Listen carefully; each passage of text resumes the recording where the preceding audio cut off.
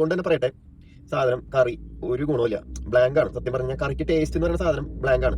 അത് എന്തുകൊണ്ടാണ് ഇല്ലാഞ്ഞത്? അത് ആ സമയത്ത് ഓപ്പണിങ്ങിന്റെ ആ ഒരു തിരക്കിൽ സംഭവിച്ചു പോയതാണോ എന്നുള്ളത് എനിക്കറിയില്ല. പക്ഷെ ബീഫ് കായ കറിക്ക്, അതായത് ഗ്രേവിയുടെ ടേസ്റ്റ് ബ്ലാങ്ക് ആയിരുന്നു. നമസ്കാരം. ഒരു 4-5 വർഷം മുമ്പ് വരെ നമ്മൾ ഏതെങ്കിലും ഒരു സ്ഥലത്ത് പോകുന്ന സമയത്ത് വിശക്കുകയാണെന്നുണ്ടെങ്കിൽ ആദ്യം കാണുന്ന ഹോട്ടലിൽ അല്ലെങ്കിൽ റെസ്റ്റോറൻറ്റിൽ കയറി നമ്മൾ ഭക്ഷണം കഴിക്കും. നമ്മൾ അങ്ങനെ പ്രത്യേകിച്ചൊരു ഫുഡ് സ്പോട്ട് ലക്ഷ്യം വെച്ചൊന്നും നമ്മൾ അങ്ങനെ സഞ്ചരിക്കാറുണ്ടായിരുന്നില്ല. ആരെങ്കിലുമൊക്കെ പറഞ്ഞു കേട്ട അറിവ് വെച്ചോ അല്ലെന്നുണ്ടെങ്കിൽ ഇതിന് മുമ്പ് നമ്മൾ കയറിയ അറിവ് വെച്ചോ ഒക്കെയാണ് നമ്മളൊരു ഭക്ഷണ കടയിലേക്ക് പോകുന്നതും അവിടെ നിന്ന് ഭക്ഷണം വാങ്ങിച്ച് കഴിക്കുന്നതും. എന്നാൽ ഇപ്പൊ സംഗതി ആകെ മാറി പറഞ്ഞു. ഒരു 3-4 വർഷമായിട്ട് നമ്മൾ കൂടുതലും ഇതിന് വേണ്ടിയിട്ട് ആശ്രയിക്കുന്നത് ആരെയാണ്? ഫുഡ് ബ്ലോഗേഴ്സിനെയാണ്. ഫുഡ് ബ്ലോഗേഴ്സിന്റെ ഇൻഫ്ലുവൻസ് ഇപ്പൊ നല്ല രീതിയിലുണ്ട്. നമ്മൾ ഏതെങ്കിലും ഒരു പർട്ടിക്കുലർ സ്ഥലത്തൂടെ പോവുകയാണെന്നുണ്ടെങ്കിൽ ഒരു ഫുഡ് ബ്ലോഗറിന്റെ വീഡിയോ കണ്ടു, ആ ഫുഡ് ബ്ലോഗർ പറയുന്നു ഈ ഒരു സ്ഥലത്ത് നല്ലൊരു ഫുഡ് സ്പോട്ട് ഉണ്ട്, അവിടെ കയറി കഴിക്കുക, നല്ല അഫോർഡബിൾ ആണ്, നല്ല ടേസ്റ്റിയാണ്. അപ്പൊ നമ്മൾ തെരഞ്ഞു പിടിച്ച് ആ കട തന്നെ നോക്കി നമ്മൾ ആ കടയിൽ കയറി ഭക്ഷണം കഴിക്കാറുണ്ട്. അപ്പൊ നല്ല രീതിയിൽ ഈ ഒരു കാര്യത്തിൽ ഫുഡ് ബ്ലോഗേഴ്സ് നമ്മളെ ഇൻഫ്ലുവൻസ് ചെയ്യുന്നുണ്ട്. എന്നാൽ ഈ ഫുഡ് ബ്ലോഗേഴ്സ് പറയുന്നതൊക്കെ നമുക്ക് കണ്ണു അടച്ച് വിശ്വസിക്കാൻ വേണ്ടിയിട്ട് പറ്റുമോ? ഒരിക്കലും പറ്റത്തില്ല. കാരണം ഇപ്പൊ ഈ ഫുഡ് ബ്ലോഗിംഗ് ഒരു ബിസിനസ്സാണ്. അതായത് ഏത് കടയിൽ കയറണം, ഏത് കടയിൽ കയറാൻ പാടില്ല, എവിടെ നല്ല ടേസ്റ്റി ആയിട്ടുള്ള ഫുഡുണ്ട്, എവിടെ അഫോർഡബിൾ ആയിട്ടുള്ള ഫുഡുണ്ട്, ഇതൊക്കെ ഇപ്പൊ പറഞ്ഞു തരുന്നത് ഫുഡ് ബ്ലോഗേഴ്സ് ആണ്. അവർ പറയുന്നത് വിശ്വസിച്ച് നമ്മൾ പോയി കഴിക്കുമ്പോഴായിരിക്കും മനസ്സിലാകുന്നത് അവിടെ അത്ര വലിയ ഗുണനിലവാരമുള്ള ഭക്ഷണമൊന്നും ആയിരിക്കില്ല, അത്ര വലിയ ടേസ്റ്റ് ഉള്ള ഭക്ഷണം ആയിരിക്കത്തില്ല, അഫോർഡബിൾ ആയിരിക്കില്ല. അപ്പൊ നമുക്ക് അമളി പറ്റും. അങ്ങനെ അമളി പറ്റിയ എത്രയോ ആൾക്കാരുണ്ട്. അതിനൊരു മെയിൻ കാരണം ഈ ഫുഡ് ബ്ലോഗേഴ്സ് മിക്കവരും ഹോണസ്റ്റ് അല്ല. പൈസ വാങ്ങിച്ച് ഒരു പരസ്യം ചെയ്യുന്ന രീതിയിലാണ് ഇപ്പം മിക്ക ഫുഡ് ബ്ലോഗേഴ്സും ഫുഡ് ബ്ലോഗിങ് ചെയ്യുന്നത്. ഒരു കടയിൽ നിന്ന് പൈസ വാങ്ങിക്കും, ആ പൈസയുടെ ഒരു ഇത് മാത്രമാണ് അവർ ചെയ്യുന്നത്. ആ പൈസ വാങ്ങിച്ച് ഭക്ഷണം കഴിക്കും, എല്ലാ ഭക്ഷണവും നല്ലതാണ് എന്ന് പറയും. എന്നാൽ ഹോണസ്റ്റ് ആയിട്ട് ഫുഡ് ബ്ലോഗിങ് ചെയ്യുന്ന കുറച്ച് ഫുഡ് ബ്ലോഗേഴ്സും ഉണ്ട്, ഇല്ലെന്നൊന്നും ഞാൻ പറയത്തില്ല. എല്ലായിടത്തും നല്ലത് ചെയ്യുന്നതും ചീത്ത ചെയ്യുന്നതായിട്ടുള്ള ആൾക്കാരുണ്ട്. അപ്പൊ ഇന്നത്തെ വീഡിയോ ഒരു ഫുഡ് ബ്ലോഗറിനെ പറ്റിയിട്ടാണ്. മൃണാൾസ് വ്ലോഗ് എന്ന് പറയുന്ന യൂട്യൂബ് ചാനലിന്റെ ഉടമ മൃണാൾ. അപ്പൊ പുള്ളിക്കാരൻ കുറേ വർഷങ്ങളായിട്ട് ഫുഡ് ബ്ലോഗിങ് ചെയ്യുന്ന വ്യക്തിയാണ്. എനിക്കൊന്നും പുള്ളി ഒരു മോർ ലൈക്ക് ഒരു ക്രിട്ടിസൈസറാണ്.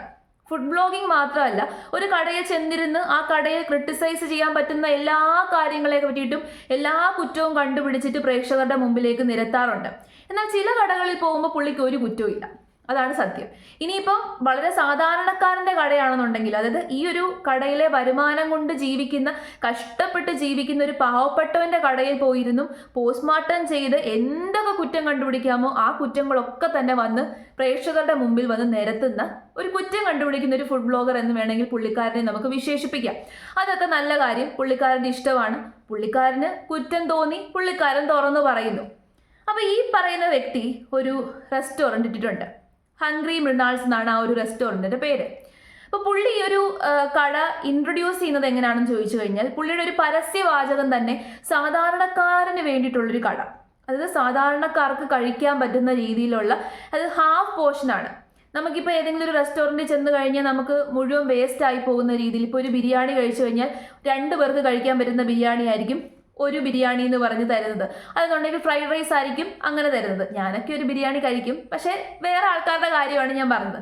അപ്പം അതിന് പകരം ഹാഫ് പോർഷൻ വളരെ അഫോർഡബിൾ ആയിട്ടുള്ള പ്രൈസിന് പോർഷൻ വെച്ചിട്ടാണ് പുള്ളിക്കാരൻ്റെ കടയിൽ കിട്ടുന്നത്.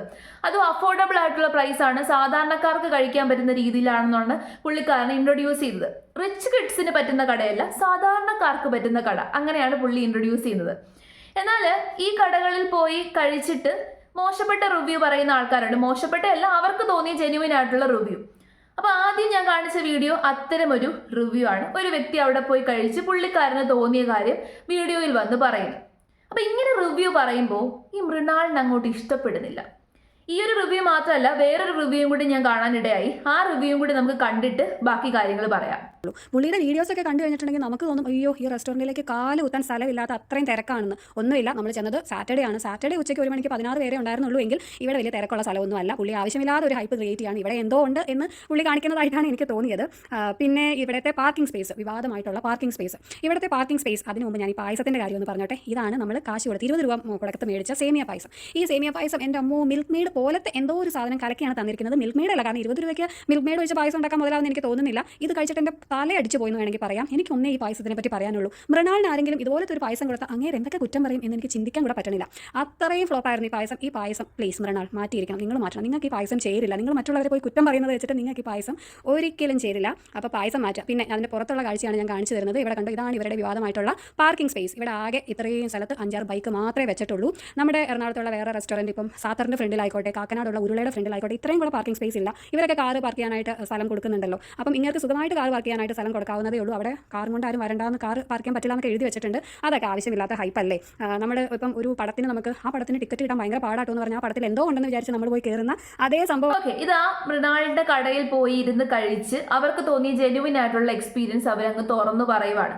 നമ്മൾ കാശ് മുടക്കി വാങ്ങിക്കുന്ന ഭക്ഷണം കൊള്ളാമെങ്കിൽ നമ്മൾ കൊള്ളാമെന്ന് പറയും, കൊള്ളത്തില്ലെന്നുണ്ടെങ്കിൽ കൊള്ളത്തില്ലെന്ന് തന്നെ പറയും. ഈ ഭക്ഷണത്തിനൊരു പ്രത്യേകതയുണ്ട്.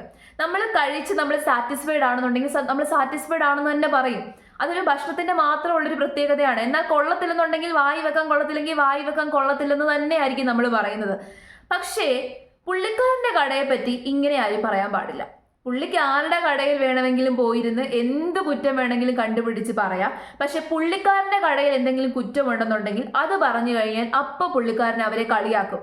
അപ്പൊ ഇങ്ങനെ പുള്ളിക്കാരന്റെ കടയിലെ ഭക്ഷണത്തെ പറ്റി റിവ്യൂ പറയുന്നവരെ കളിയാക്കിക്കൊണ്ട് പുള്ളിക്കാരൻ ഒരു വീഡിയോ ചെയ്തിട്ടുണ്ട്. ആ വീഡിയോ നമുക്കൊന്ന് കാണാം. നിങ്ങൾക്ക് ഇവിടെ എത്ര പൈസ ചിലവാക്കാം. ഫോർ എക്സാമ്പിൾ, പൈസ ചിലവാക്കാൻ ഭയങ്കരമായിട്ട് ആഗ്രഹിക്കുന്നവരുടെ സൗകര്യത്തിലേക്കായിട്ട് ഗ്രേപ്പ് ജ്യൂസ് മേടിച്ചു. സ്ട്രോ അതിൻ്റെ കൂടെ കിട്ടില്ല. ഒരു ഉറുപ്പിക കൊടുത്ത് സ്ട്രോ വേറെ മേടിക്കണം. ചില കളിയാ സ്റ്റാർട്ടേഴ്സ് വെച്ച് തുടങ്ങണം.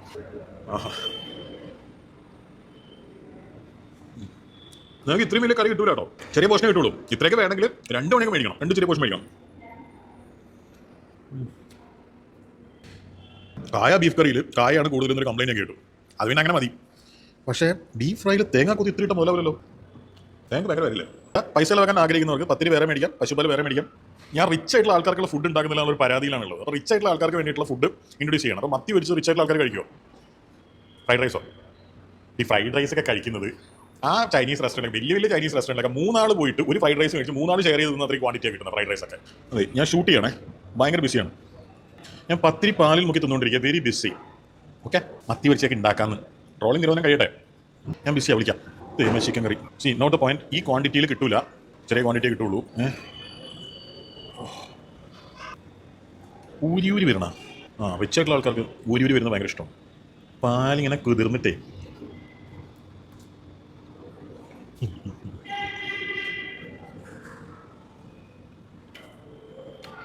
പാൽ ഓർഡർ ചെയ്യുമ്പോൾ നിങ്ങളുടെ ഇഷ്ടത്തിനനുസരിച്ച് നിങ്ങൾക്ക് മധുരം കൂട്ടുക കുറയ്ക്കൊക്കെ ചെയ്യണം. മധുരം വേണ്ടെന്ന് പറഞ്ഞാൽ ഇറ്റ്സ് ഫൈൻ. ശരി, ഒരു പൊടി മധുരം വെച്ചിട്ടാണ് ഞാൻ ഓർഡർ ചെയ്തത്. ഈ റിച്ച് കിഡ്സിന്റെ വിഷമം അവർക്ക് മാത്രമേ അറിയുള്ളൂ. കണ്ടല്ലോ, പുള്ളിക്കാരൻ പറയുന്നത് പുള്ളിക്കാരന്റെ കടയിൽ വന്നിരുന്ന് കുറ്റം പറയുന്നത് കുറ്റമായിട്ടല്ല പറയുന്നത്, റിവ്യൂ പറയുവാണ്, ക്രിട്ടിസൈസ് ചെയ്യാണ്. അപ്പൊ അങ്ങനെ ക്രിട്ടിസൈസ് ചെയ്യുന്നത് റിച്ച് കിഡ്സ് ആണ്, സാധാരണക്കാരും അല്ലെന്നാണ് പുള്ളിക്കാരന്റെ വിചാരം. സാധാരണക്കാരായിട്ടുള്ള ആൾക്കാർ ഇങ്ങനെ വന്നിരുന്ന് ഫുഡ് കഴിച്ച് ഈ നക്കാപ്പിച്ച കൊടുത്ത് ഫുഡ് കഴിച്ചിട്ട് ഒന്നും മിണ്ടാതെ ഇറങ്ങി അങ്ങ് പോകുമെന്നാണ് പുള്ളിക്കാരൻ വിചാരിച്ചേക്കുന്നത്. അങ്ങനെയല്ല. നമ്മൾ 10 രൂപ കൊടുത്താണ് നമ്മളൊരു സാധനം വാങ്ങിക്കുന്നതെങ്കിലും 1000 രൂപ കൊടുത്തിട്ടാണ് വാങ്ങിക്കുന്നതെന്നുണ്ടെങ്കിലും ഫുഡ് കൊള്ളത്തില്ലെന്നുണ്ടെങ്കിൽ കൊള്ളത്തില്ലെന്ന് തന്നെ പറയും. ഇനി സാധാരണക്കാർക്ക് വേണ്ടിയിട്ടാണ് എന്ന് പറഞ്ഞ് ഇൻട്രൊഡ്യൂസ് ചെയ്ത ആ ഒരു ഹോട്ടലിലെ മെനു ഞാൻ കാണിച്ചു തരാം. ഇത് കണ്ടോ, നോർമൽ ഒരു മീൽസിന്റെ മെനു ആണ്. അപ്പോൾ സാധാരണക്കാർക്ക് എന്ന് പറയുമ്പോൾ നമ്മളൊരു 50 രൂപ അല്ലെങ്കിൽ 60 രൂപ കൊടുത്ത് ഏതെങ്കിലും ഒരു സാധാരണ ഒരു ഹോട്ടലിൽ നിന്ന് നമ്മൾ ഉച്ചയൂണ് കഴിച്ചു. ആ ഉച്ചയൂണിൽ എന്തൊക്കെ കാണും? ചോറ് കാണും, പിന്നെ സാമ്പാറും പുളിശ്ശേരിയും കാണും, പിന്നെ എന്തെങ്കിലും തോരൻ കാണും, അച്ചാറ് കാണും. ഇതൊക്കെ ആയിരിക്കും ആ ഒരു സാധാരണ മീലിലുള്ളത്. ഒരു പപ്പടവും കിട്ടും. അങ്ങനെ ഒരു 3-4 കറികളും കിട്ടും, പിന്നെ പപ്പടവും കിട്ടും. നമ്മൾ അത് കൂട്ടി വയറ് നിറച്ച് ഭക്ഷണം കഴിച്ച് എഴുന്നേറ്റ് പോവുക. ഇനി എക്സ്ട്രാ എന്തെങ്കിലും വേണമെങ്കിൽ, എക്സ്ട്രാ ചോറ് വേണമെന്നുണ്ടെങ്കിൽ അവർ എക്സ്ട്രാ ചോറ് തരും. അതിന് നമുക്ക് നമ്മുടെ കയ്യിൽ നിന്ന് പൈസ വാങ്ങിക്കത്തില്ല. വേണമെങ്കിൽ ഒഴിച്ച് കറികളും തരും. അപ്പം ഇങ്ങനെയാണ് ഒരു സാധാരണക്കാരൻ്റെ മീൽ എന്ന് പറയുന്നത്, ഹോട്ടലിലെ മീല്. എന്നാൽ മൃണാളിൻ്റെ ഹോട്ടലിലെ മീൽ നിങ്ങൾ നോക്കിക്കേ, അതിൻ്റെ പ്രൈസ് നിങ്ങൾ നോക്കിക്കേ. ചോറിന് 20 രൂപ, സാമ്പാറിന് 20 രൂപ. അതായത് നമ്മൾ ഓരോന്നിനും വില കൊടുത്ത് വേണം ഫുഡ് വാങ്ങിക്കാൻ വേണ്ടിയിട്ട്. ചോറ് കഴിക്കാൻ വേണ്ടി നമ്മൾ കയറി കഴിഞ്ഞാൽ ചോറിന് മാത്രം 20 രൂപ, സാമ്പാറിന് 20 രൂപ, പപ്പടത്തിന് സെപ്പറേറ്റ് വില, പിക്കിളിന് സെപ്പറേറ്റ് വില. പല കടകളിലും പിക്കിളൊക്കെ ചുമ്മാ തരുക. പിക്കിളിന് സെപ്പറേറ്റ് വില, മോര് കറിക്ക് സെപ്പറേറ്റ് വില. പിന്നെ തോരനും അങ്ങനെ കൂട്ടുകറി അങ്ങനെ ഉള്ളതിനും സെപ്പറേറ്റ് വില. അതായത് നമ്മളൊരു മീല് കഴിക്കണമെന്നുണ്ടെങ്കിൽ എല്ലാം വില കൊടുത്ത് വാങ്ങിച്ചതിന് ശേഷം മാത്രമേ നമുക്കൊരു മീല് കഴിക്കാൻ പറ്റത്തുള്ളൂ. എന്തായാലും ചോറും സാമ്പാറും മാത്രം കൂട്ടി നമുക്ക് മീല് കഴിക്കാൻ പറ്റത്തില്ലല്ലോ. അതിനോട് തോരൻ വാങ്ങിക്കും, അച്ചാറ് വാങ്ങിക്കും, പപ്പടം വാങ്ങിക്കും, ഇത്രയും സാധനങ്ങൾ വാങ്ങിച്ചിട്ടാണ് നമ്മൾ കഴിക്കുന്നത്. എങ്ങനുണ്ട്? ഇതാണോ സാധാരണക്കാരന് വേണ്ടിയിട്ട് ഇൻട്രൊഡ്യൂസ് ചെയ്തത്? പുള്ളിക്കാരൻ ഒരു ബുദ്ധി പ്രയോഗിച്ചതാണ്, വളരെ ഇന്നോവേറ്റീവ് ആയിട്ടുള്ള ഒരു ഐഡിയ ആണ്. പക്ഷേ ഇത് സാധാരണക്കാരന് വേണ്ടിയിട്ടാണെന്ന് പറഞ്ഞു കഴിഞ്ഞാൽ അതൊരിക്കലും നമുക്ക് സമ്മതിക്കാൻ വേണ്ടിയിട്ട് പറ്റത്തില്ല. ഈവൻ അവിടെ നിന്ന് സ്ട്രോ പോലും വില കൊടുത്ത് വാങ്ങിക്കണം. ഇനി നമുക്ക് ബിരിയാണിയിലേക്ക് കടക്കാം. ഇതാണ് ബിരിയാണിയുടെ പ്രൈസ്. എങ്ങനെയുണ്ട്? പുഴുങ്ങിയ മുട്ടയ്ക്ക് 20 രൂപ. പുഴുങ്ങിയ മുട്ട പോലും വില കൊടുത്ത് നമ്മൾ വാങ്ങിച്ചെങ്കിൽ മാത്രമേ ഉപയോഗിക്കാൻ പറ്റത്തുള്ളൂ. ഇതിന് മുമ്പ് പണ്ട് ഇദ്ദേഹം വീഡിയോ ഇട്ടപ്പോൾ ഏതോ ഒരു കടയിൽ പോയി ബിരിയാണി കഴിച്ചപ്പോൾ ബിരിയാണിക്കകത്ത് പുഴുങ്ങിയ മുട്ട ഇല്ല എന്ന് പറഞ്ഞ് കുറ്റം പറഞ്ഞ അതേ വ്യക്തി തന്നെ പുഴുങ്ങിയ മുട്ട 20 രൂപയ്ക്ക് കൊടുക്കുന്നു. ഒരു മുട്ടയ്ക്ക് 10 രൂപ വിലയേ ഉള്ളൂ. അത് പുഴുങ്ങുമ്പോഴേക്കും എക്സ്ട്രാ 10 രൂപയും കൂടി ആവുന്നു. വാവ്, നല്ല ഐഡിയ ആണ്. ഇതാണോ സാധാരണക്കാരന് വേണ്ടിയിട്ടുള്ള കട? എങ്ങനെ ഇരിക്കുന്നു? അപ്പൊ പുള്ളിക്ക് എന്ത് കുറ്റവും പറയാം. പക്ഷെ പുള്ളി ചെയ്യുന്ന ഈ ഒരു പുള്ളിയുടെ ഉദ്ദേശം എന്ന് പറയുന്നത് പണം ഉണ്ടാക്കുക എന്നുള്ളത് മാത്രമാണ്.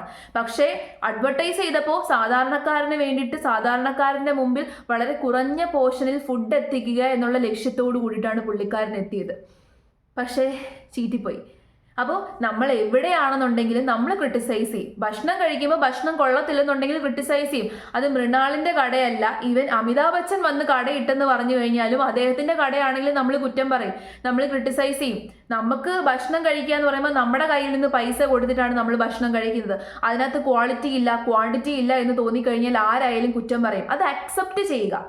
അത് കസ്റ്റമേഴ്സ് ആണ് കിങ്. പക്ഷെ പുള്ളിക്കാരന്റെ വിചാരം പുള്ളിക്കാരനാണ് കിങ്, പുള്ളിക്കാരൻ പറയുന്നത് മാത്രം അവിടെ നടന്നോണം, പുള്ളിക്കാരൻ പറയുന്നതാണ് റൂള്. അങ്ങനെയല്ല. ഒരു ഹോട്ടൽ ആയിക്കോട്ടെ, ഇതുപോലുള്ള ഒരു സ്ഥാപനമായിക്കോട്ടെ, അവിടുത്തെ കിങ് എന്ന് പറയുന്നത് കസ്റ്റമേഴ്സ് ആണ്. കസ്റ്റമേഴ്സ് ഒരു റിവ്യൂ പറഞ്ഞു കഴിഞ്ഞാൽ അത് അംഗീകരിക്കാൻ പഠിക്കണം. അല്ലാതെ ഞാൻ പറയുന്ന രീതിയിൽ, ഞാൻ ചെയ്യുന്ന രീതിയിൽ, തോന്നുന്ന രീതിയിൽ ഞാൻ ചെയ്യും, നിങ്ങൾ വേണമെങ്കിൽ വന്ന് കഴിച്ചിട്ട് പൊക്കോണം എന്നുള്ളൊരു ഭാവത്തിലാണ് പുള്ളിക്കാരൻ ഇരിക്കുന്നത്. അത് ശരിയാണെന്ന് എനിക്ക് തോന്നുന്നില്ല. ഒരു സ്ഥാപനം നടത്തിക്കൊണ്ട് പോകുമ്പോൾ അത്തരം മനോഭാവം സത്യം പറഞ്ഞു കഴിഞ്ഞാൽ അതത്ര സുഖമുള്ളൊരു മനോഭാവമല്ല. അങ്ങനെ ഒരു മനോഭാവം കൊണ്ടാണ് മുന്നോട്ട് പോകുന്നത് എന്നുണ്ടെങ്കിൽ വളരെ വൈകാതെ തന്നെ ആ ഒരു സ്ഥാപനം പൂട്ടും. മാത്രമല്ല, മലയാളികൾ അത്ര മണ്ടന്മാരൊന്നും അല്ലല്ലോ. സാധാരണക്കാരന് വേണ്ടിയിട്ട് എന്ന് പറഞ്ഞിട്ട് ഒരു അഡ്വർടൈസ്മെന്റ് ഒക്കെ കൊടുത്ത് ഒരു ഭക്ഷണശാല ഇൻട്രൊഡ്യൂസ് ചെയ്യുമ്പോൾ അവിടെ സാധാരണക്കാരന് അഫോർഡ് ചെയ്യാൻ പറ്റുന്ന രീതിയിലായിരിക്കണം. സാധാരണക്കാരെന്ന് പറയുമ്പോൾ ഈ 200 രൂപയ്ക്കൊക്കെ ബിരിയാണി വാങ്ങിച്ച് കഴിക്കുക എന്ന് പറഞ്ഞു കഴിഞ്ഞാൽ സാധാരണക്കാരൻ്റെ ബുദ്ധിമുട്ടാണ്. സാധാരണക്കാരൻ ചെയ്യുന്നത് 50 രൂപയ്ക്ക് ചോറ് വാങ്ങിച്ച് തിന്നും. ഈ 50 രൂപയ്ക്ക് വാങ്ങിച്ച് തിന്നുന്ന ചോറിനകത്ത് സാമ്പാർ കാണും, പുളിശ്ശേരി കാണും, തോരൻ കാണും, അച്ചാറ് കാണും, ഒരു പപ്പടം കാണും. എന്നാൽ ഇദ്ദേഹത്തിന്റെ കടയിൽ ഒരു സാധാരണക്കാരന് കയറണമെന്നുണ്ടെങ്കിൽ 50 രൂപയ്ക്കൊന്നും ഊണ് കിട്ടത്തില്ല. ഒരു 200 രൂപ പോയി കിട്ടി. ഇതാണോ സാധാരണക്കാരന് കൊടുക്കുന്ന ഭക്ഷണം? അപ്പോൾ ഇദ്ദേഹത്തിന്റെ കടയിൽ സത്യം പറഞ്ഞു കഴിഞ്ഞാൽ റിച്ച് കിഡ്സിനെ കയറാൻ പറ്റൂ. പക്ഷെ പുള്ളി പറയുന്നത് സാധാരണക്കാരന് വേണ്ടി വെച്ചേക്കുന്ന എൻ്റെ കടയിൽ റിച്ച് കിഡ് വന്നിട്ട് ഇങ്ങനെ ക്രിട്ടിസൈസ് ചെയ്തിട്ട് പോകുന്നു എന്ന്. സ്ട്രോയ്ക്കൊക്കെ 1 രൂപ. വേറെ ഏതെങ്കിലും കടയിൽ ഇങ്ങനെ സ്ട്രോയ്ക്ക് വില വാങ്ങിക്കുന്നത് ഞാൻ കണ്ടിട്ടില്ല. ഇനി വലിയ റെസ്റ്റോറൻറ്റിലൊക്കെ എങ്ങനെയാണെന്ന് എനിക്കറിയത്തില്ല. ഞാൻ അങ്ങനെ വലിയ റെസ്റ്റോറൻറ്റുകളിലൊന്നും കയറിയിട്ടില്ല. പക്ഷെ ഞാൻ കയറുന്ന സാധാരണക്കാരൻ്റെ കടയിലൊന്നും തന്നെ ഇങ്ങനെയല്ല ഭക്ഷണം കൊടുക്കാറുള്ളത്. ഇനി 125 രൂപയ്ക്ക് കൊടുക്കുന്ന ബിരിയാണി, ഈ 125 രൂപയ്ക്ക് കൊടുക്കുന്ന ബിരിയാണി എന്ന് പറയുന്നത് ഹാഫ് പോർഷനാണ്. നോർമലി ഹാഫ് പോർഷൻ ബിരിയാണിക്കൊക്കെ 60-70 രൂപയ്ക്കാണ് ഹാഫ് പോർഷൻ ബിരിയാണി കൊടുക്കുന്നത്. പക്ഷെ ഇദ്ദേഹം കൊടുക്കുന്നത് 125 രൂപയ്ക്കാണ്. ഇനി ദം ബിരിയാണി ആണെങ്കിൽ 135 രൂപയ്ക്ക്. 130 രൂപ കൊടുത്തു കഴിഞ്ഞാൽ ഞങ്ങളുടെ ഏരിയയിലൊക്കെ ഒരു ഫുൾ ബിരിയാണി കിട്ടും. ഇതാണ് സാധാരണക്കാരൻ്റെ കട എന്ന് പറയുന്നത്. അപ്പം നമ്മൾ ക്രിട്ടിസൈസ് ചെയ്യുമ്പോൾ അത് അക്സെപ്റ്റ് ചെയ്യുക, അതിനനുസരിച്ചിട്ടുള്ള ചേഞ്ചസുകൾ വരുത്തുക. കസ്റ്റമേഴ്സ് പറയുന്ന റിവ്യൂസ് ആയിക്കോട്ടെ, ക്രിറ്റിസിസം ആയിക്കോട്ടെ, അതൊക്കെ അക്സെപ്റ്റ് ചെയ്ത് അതിനനുസരിച്ചിട്ടുള്ള ചേഞ്ച് വരുത്തുക. അങ്ങനെയാണ് ചെയ്യേണ്ടത്. കാരണം കസ്റ്റമേഴ്സ് ആണ് കിങ്. ഏതൊരു ബിസിനസ് ഇൻഡസ്ട്രി ആയിക്കോട്ടെ, ഏതൊരു സ്ഥലം ആയിക്കോട്ടെ, കസ്റ്റമേഴ്സ് ആണ് കിങ്. കസ്റ്റമേഴ്സിനെ കിങ് ആയിട്ട് കാണാതെ കസ്റ്റമേഴ്സിനെ സ്ലേവ് ആയിട്ട് കണ്ടിട്ട് ഇങ്ങനെ ബിഹേവ് ചെയ്യുന്നവരുടെയൊക്കെ കടയിൽ കയറാതിരിക്കുന്നതാണ് സത്യത്തിൽ നല്ലത്. അതായത് നമ്മൾ കാശ് കൊടുത്ത് ഇവരുടെയൊക്കെ കടയിൽ കയറുകയും ചെയ്യണം, ഇവരുടെയൊക്കെ അഹങ്കാരം കാണുകയും ചെയ്യണം. അപ്പൊ അത്രയും ബുദ്ധിമുട്ട് നമ്മൾ ഇവരുടെയൊക്കെ കടയിൽ കയറി ഭക്ഷണം കഴിക്കാതിരുന്നാൽ പോരെ? വളരെ സാധാരണക്കാരായിട്ടുള്ള മനുഷ്യൻ സാധാരണക്കാർക്ക് വേണ്ടിയിട്ട് സാധാരണ ഭക്ഷണം ഉണ്ടാക്കി കൊടുക്കുന്ന കടയുണ്ട്. സാധാരണക്കാരായിട്ടുള്ള ആൾക്കാർ ആ സാധാരണ കടയിൽ കയറിക്കോളും.